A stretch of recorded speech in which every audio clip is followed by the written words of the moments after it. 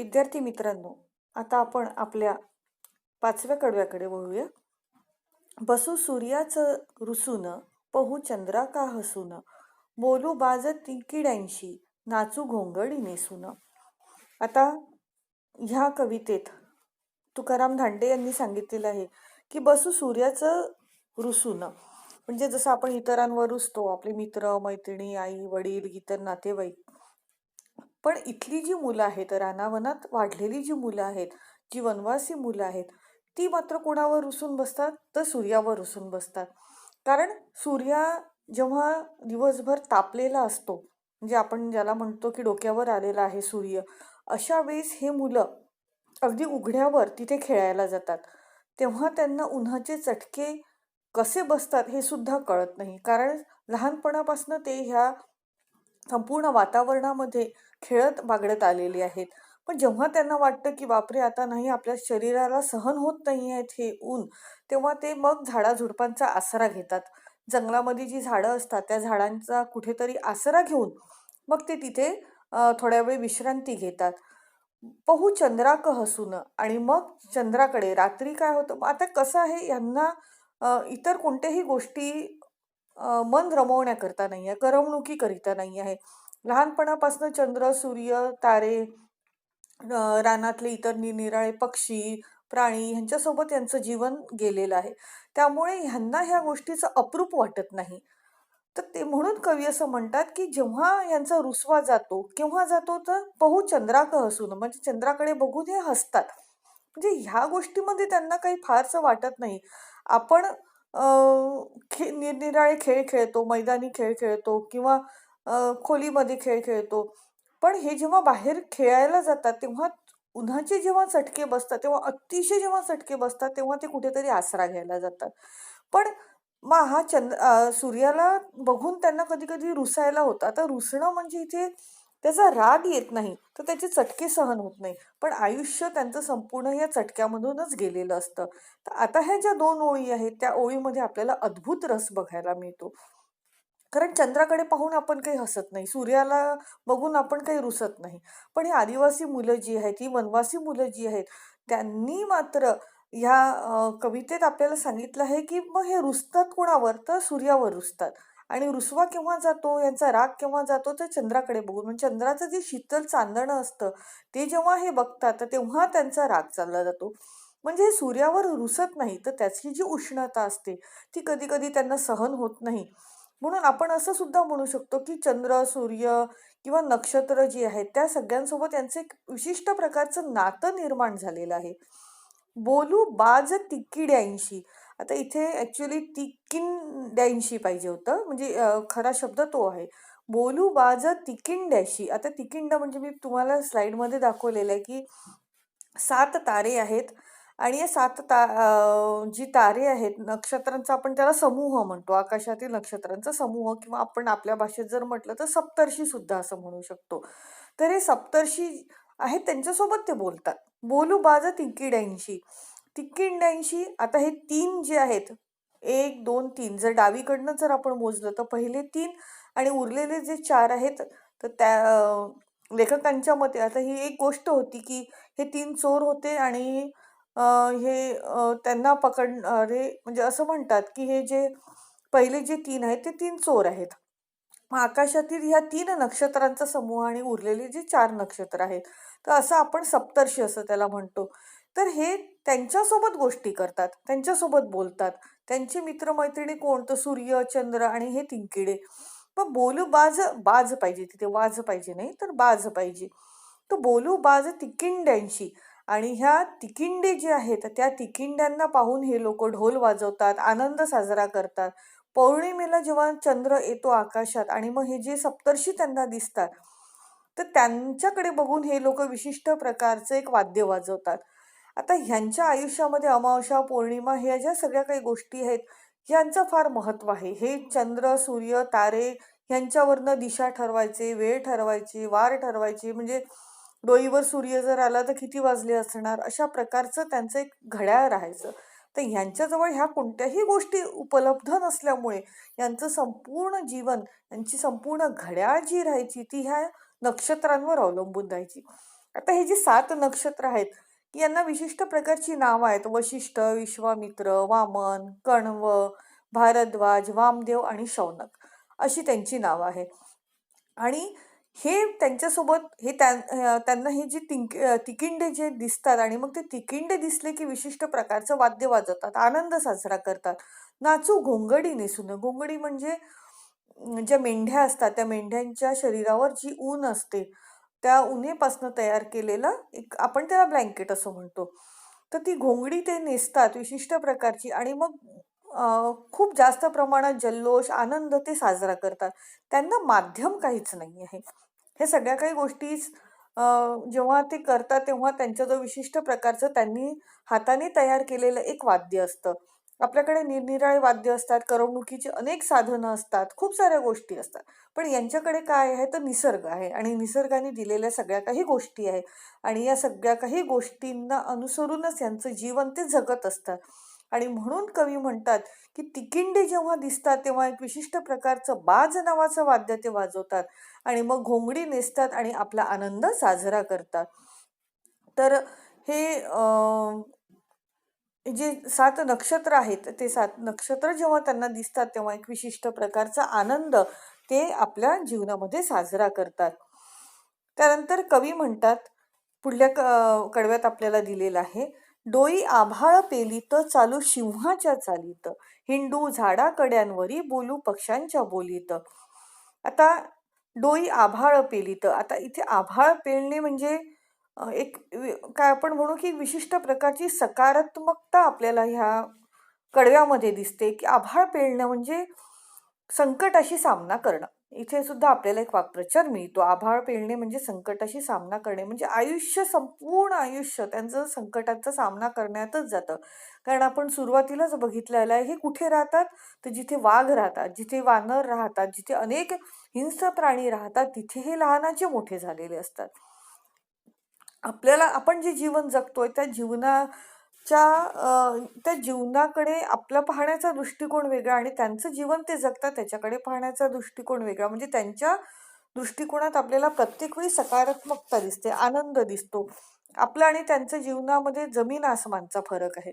आणि म्हणून कवी म्हणतात की हे प्रत्येक वेळी संकटाचा सामना करत आपलं जीवन जगत असतात. पण हे सामना करताना जीवन जगतात तेव्हा तरीही त्यांची चाल कशी असते तर सिंहासारखी असते. सिंह ज्याप्रमाणे मुक्तपणे वनामध्ये वावरतो, ज्याला कुणाचीच भीती नसते, तशा प्रकारे हे लोक आपलं जीवन जगत असतात. म्हणजे एवढ्याही दिमाखाने ते चालतात. यात आपल्याला वीर रस दिसतो. तर कवींचं म्हणणं असं आहे की हे जेव्हा आपलं संकटाशी सामना करून हे लोक ज्याप्रमाणे जीवन जगतात म्हणजे वीररस आपल्याला दिसतो, तर त्या प्रत्येक ठिकाणी आपल्याला त्यांची सकारात्मकता दिसते. हिंडू झाडा कड्यांवरी बोलू पक्ष्यांच्या बोलीत. मग आता हे हिंडतात फिरतात, कुठे हिंडतात तर झाडांवर चढतात, डोंगर माथ्यावर चढतात आणि वेगवेगळ्या पक्ष्यांसोबत तेव्हा त्यांचा संबंध येतो. बघा हे लोक पक्ष्यांची बोली सुद्धा जाणतात, पक्ष्यांचे आवाज ओळखतात, पक्ष्यांना नेमकं काय म्हणायचंय ते कळतात, प्राण्यांचा आवाज ओळखतात. कुठे आपण ज्याला म्हणतो की संकट एखाद्या वेळेस आलेलं असेल प्राण्यांवर तर ते विशिष्ट प्रकारचा आवाज करतात हे सुद्धा त्यांना कळतं. त्या आनंदात ओरडतात ते सुद्धा त्यांना कळतं. म्हणजे पक्ष्यांची जी भाषा आहे ती भाषा सुद्धा यांना कळते, कारण संपूर्ण जीवन त्यांच्यासोबत त्यांचं गेलेलं असतं. म्हणून कवींचं म्हणणं असं आहे की हे अगदी सकारात्मकते मध्ये आपलं जीवन जगतात आणि प्रत्येक गोष्टीमध्ये आपल्याला ह्या जेवढ्या काही ओळी ह्या कवितेमध्ये आलेल्या आहे ना, त्या प्रत्येक गोष्टीत आपल्याला सकारात्मकता दिसते. कुठेही आपल्याला निगेटिव्हिटी दिसत नाही. ते कुठेही हार मानलेले दिसत नाही. कुठेही असं सांगत नाही की आम्ही या आयुष्याला कंटाळलेलो आहोत. कारण प्रत्येक ठिकाणी प्रत्येक कडव्यामध्ये संकट आहे आणि त्या प्रत्येक संकटाचा सामना करण्याची हिंमत, धैर्य, एक अद्भुत ताकद त्यांना निसर्गाने दिलेली आहे. आणि बघा या कडव्यामध्ये आपल्याला एक व्याकरणाचा भाग दिसतो, तो म्हणजे झाडा कड्यांवर. तर झाडा आणि कड्यांवर तिथे एक संयोग चिन्ह आपल्याला आलेलं दिसतं. तर संयोग चिन्हाचा वापर आपण केव्हा करतो? जेव्हा एखादी ओळ एखाद्या ओळीच्या शेवटी शब्द जर अपुरा राहिला असेल तर हे चिन्ह वापरलं जातं. किंवा जसं आपण उदाहरण घेतलं तर 3-4 असं आपण म्हणतो, 5-6 जे काही आपल्याला लिहायचं आहे त्यावेळी 3 आणि 4 हे जेव्हा आपण लिहितो तेव्हा त्या दोन्हीच्या मध्ये आपल्याला संयोग चिन्ह दिसतं. आपण इंग्लिशमध्ये त्याला हायफन असं म्हणत असतो. तर झाडाकड्यांवर इथे आपल्याला संयोग चिन्हाचा वापर दिसतो आणि हा संयोग चिन्हाचा वापर मुख्यतः इतरेतर द्वंद्व समासामध्ये केला जातो. इथे आपल्याला इतरेतर द्वंद्व समास कुठे दिसतो तर 2 शब्द आलेले आहेत, झाड आणि कडा. आणि त्यामुळे ती मधात जी रेष आहे त्याला आपण संयोग चिन्ह म्हणतो. तर कवी म्हणतात की इथली जी मुलं आहेत त्यांना पक्ष्यांची बोली ते जाणतात आणि पक्ष्यांच्या बोलीत ते बोलतात, त्यांना उत्तरं सुद्धा ते देतात. आम्ही सस्याच्या वेगानं जाऊ डोंगर यंगून. यंगून म्हणजे चढून, म्हणजे अशक्य गोष्ट शक्य करण्याचा संपूर्णरित्या प्रयत्न आपल्याला या शेवटच्या कडव्यामध्ये दिसतो. उत्तुंग उत्साह दिसतो, धैर्य दिसतो, प्रचंड प्रमाणात इच्छाशक्ती आपल्याला या कडव्यामध्ये दिसते.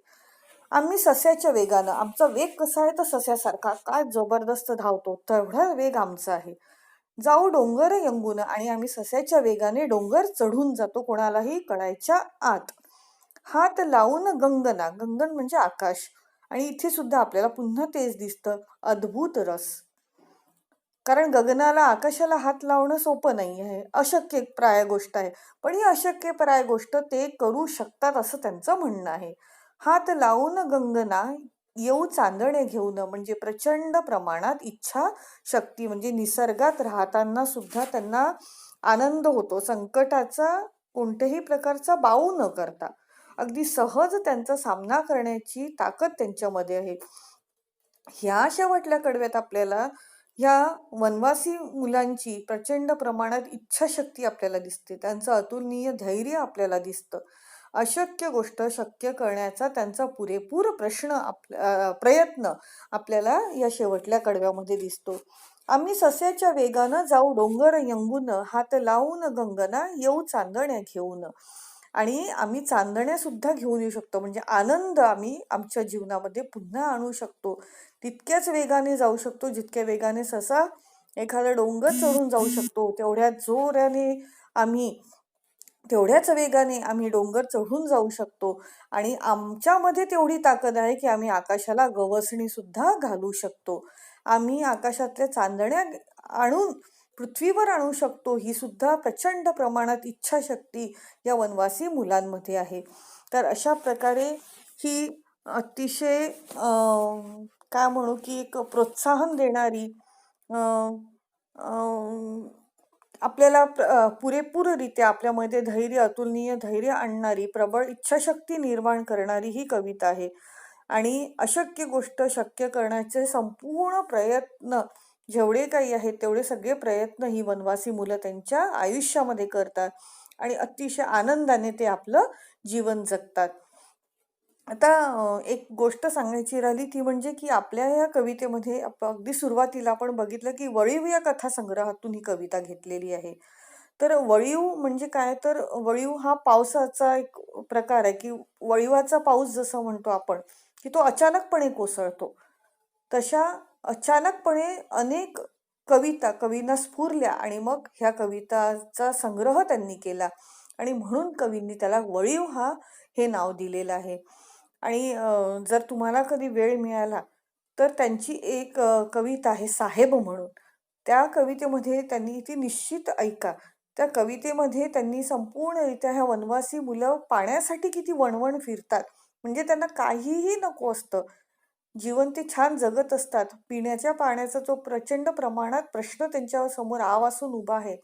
तो पिण्याचा पाण्याचा प्रश्न सोडवण्याकरिता कवींनी ही कविता लिहिली आणि मग त्याच्यावर जेव्हा त्यांनी ती पुण्याला एका साहित्य संमेलनामध्ये ही वाचली, त्यांची कविता प्रस्तुत केली, तेव्हा अनेक पॉलिटिशियन ज्याला आपण म्हणतो, राजकारणी लोक म्हणतो की त्यांना त्यांचे डोळे उघडले आणि त्यांना वाटलं की नाही की असंही जीवन हे लोक जगतात.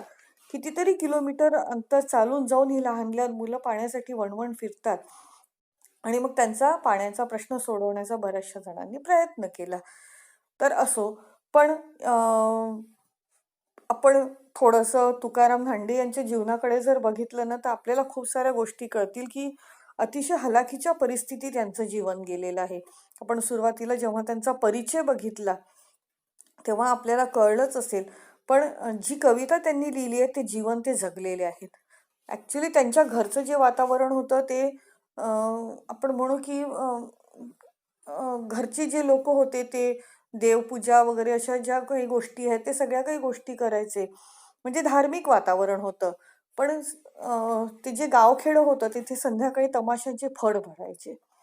म्हणजे लेखकांची इतकी परिस्थिती वाईट होती की दिवसभर ते धार्मिक कार्य करायचे आणि संध्याकाळी जेव्हा तमाशाचा फड त्यांच्या गावामध्ये यायचा आणि संपूर्ण गाव ते बघायला जायचं तेव्हा तिथे पैसे मिळण्याकरिता म्हणजे आपलं उदरनिर्वाहाकरिता ते तमाशामध्ये सोंगाड्याचं काम सुद्धा तुकाराम धांडेंनी केलेलं आहे. एवढी परिस्थिती त्यांची बिकट होती. म्हणजे एक एक मोठा कवी जरी हा व्यक्ती झाला म्हणजे आहे अजूनही, पण ते होण्याकरिता त्यांनी कितीतरी प्रकारच्या हालअपेष्टा सहन केल्या आहेत. सगळ्यात महत्त्वाची गोष्ट म्हणजे तुम्ही ओळखत असाल की नाही, पण नटसम्राट नावाचं जे प्रसिद्ध गाजलेलं जे नाटक आहे, त्या नटसम्राटाचे जे म्हणजे त्या नटसम्राटमध्ये ज्यांनी प्रमुख भूमिका बजावली ते नाना पाटेकर हे तुकाराम धांडेंचे खूप मोठे फॅन आहेत. तुकाराम धांडेंच्या जेवढ्या काही कविता आहेत त्या त्यांना अगदी अगदी मुखोद्गत आहेत. म्हणजे असं आपण म्हणू शकतो की तो नटसम्राट जो आहे म्हणजे ते जे नाना पाटेकर आहेत ते एक रंगभूमीचे सम्राट आणि तुकाराम धांडे जे आहेत ते हे रानकवी म्हणजेच आपण कवितेचे सम्राट असं सुद्धा म्हणू शकतो. तर अशा प्रकारे तुकाराम धांडेंचं अतिशय हलाखीच्या परिस्थितीत लहानाचे ते मोठे झाले. पण त्यांना जी ओळख करून दिली ती नटसम्राट फेम नाना पाटेकर यांनी. कारण त्यांनी एका कार्यक्रमामध्ये सगळे जेवढ्या कवी बसले होते, आपण अगदी सुरुवातीला बघितलं की तुकाराम धांडे कशा प्रकारचं त्यांचं ड्रेसअप वगैरे आहे, तर त्याच्यावरून ते एवढे मोठे कवी असतील असं कोणालाही वाटलं नव्हतं.